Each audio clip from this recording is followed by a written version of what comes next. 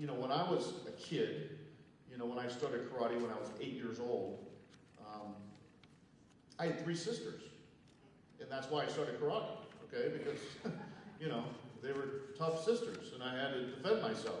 So I asked my mom to take me to karate class. So I did, and I learned how to defend myself. So it was, the way I started was just because I had 3 sisters, and I know, sisters can be mean. And, I would have to say that they bullied me, and then later they kind of took care of me, so, but, if you're a kid, it's always back and forth.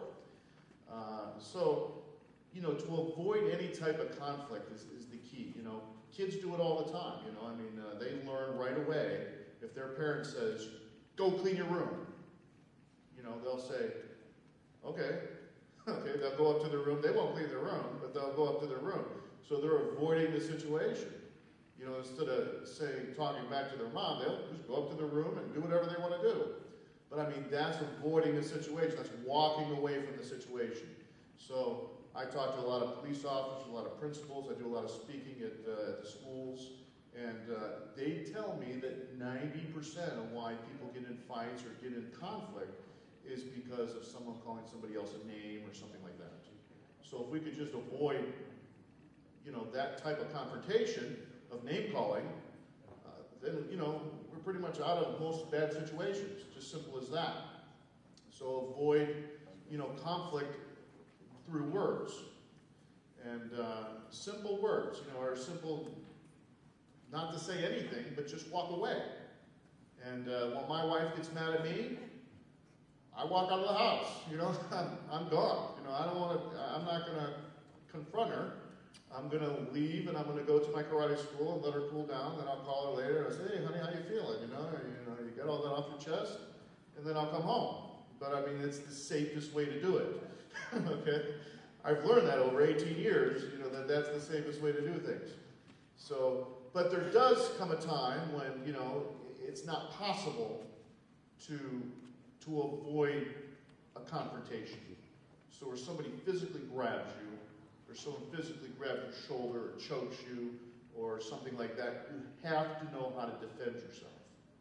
And I'm going to be, anybody that would be interested in taking a free self-defense class, I'm going to be offering that to anybody in here today on November 19th from 3:30 to 5 o'clock as a public service to anybody that's here today or any of your friends.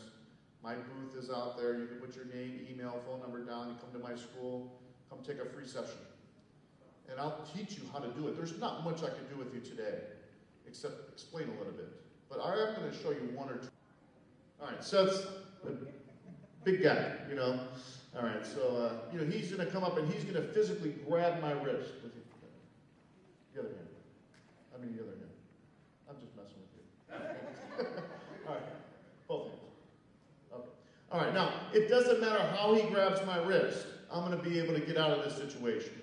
All right? Okay, so grab my wrist. Other wrist. Okay, so now here, there's a weak point. We call it, it's right here between the thumb and the first 2 fingers right here. That's the weak point. Okay, now grab me as tight as you can. Tight as you can. Okay, grab me again. As tight as you can. Really tight this time. He can't hold me. It's impossible. All right? And I don't care if you're a girl or a woman or, if somebody bigger grabs you, you can still get out of this situation. So now, what if Seth grabs me with the other hand? I certainly can't go this way, right? Because that's not the weak point. The weak point is that way. Okay, that's the weak point. Okay? Now, what if he grabs me with both hands? I can't go down, but I can go up, right? Because that's the weak point. Okay? And what if he grabs with both hands? I can't go down, but if I twist and go to the weak point, push to my chest, I'm free. You just got to watch him punch yourself in the face.